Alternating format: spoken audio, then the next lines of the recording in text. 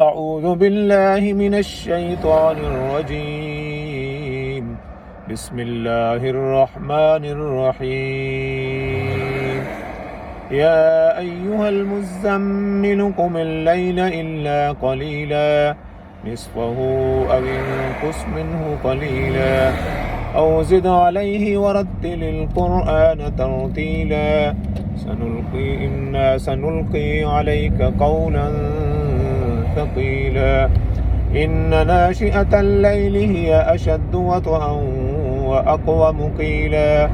إن لك في النهار سبحا طويلا واذكر اسم ربك وتبتل إليه تبتيلا رب المشرق والمغرب لا إله إلا هو فاتخذه وكيلا واصبر على ما يقولون واهجرهم هجرا جميلا وذرني والمكذبين أولي النعمة ومهلهم قليلا إن لدينا أنكالا وجحيما وطعاما ذا غصة وعذابا أليما يوم ترجف الأرض والجبال وكانت الجبال كثيبا مهيلا إنا أرسلنا إليكم رسولا شاهدا عليكم كما أرسلنا إلى فرعون رسولا فعصى فرعون الرسول فأخذناه أخذا وبيلا فكيف تتقون إن كفرتم يوما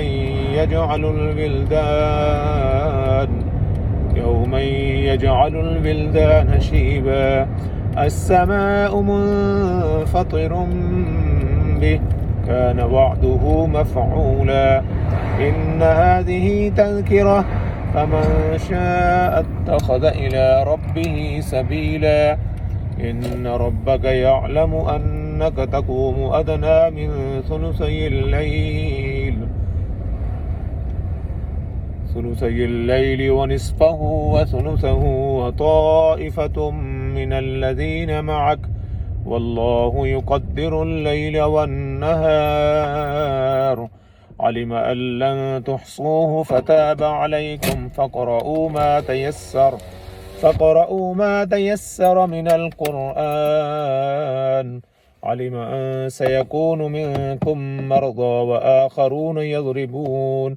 وآخرون يضربون في الأرض يبتغون من فضل الله وآخرون يقاتلون في سبيل الله فاقرؤوا ما تيسر منه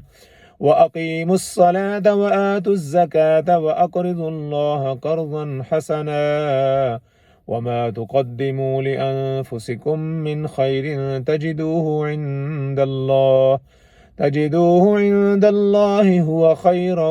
وأعظم أجرا واستغفروا الله إن الله غفور رحيم.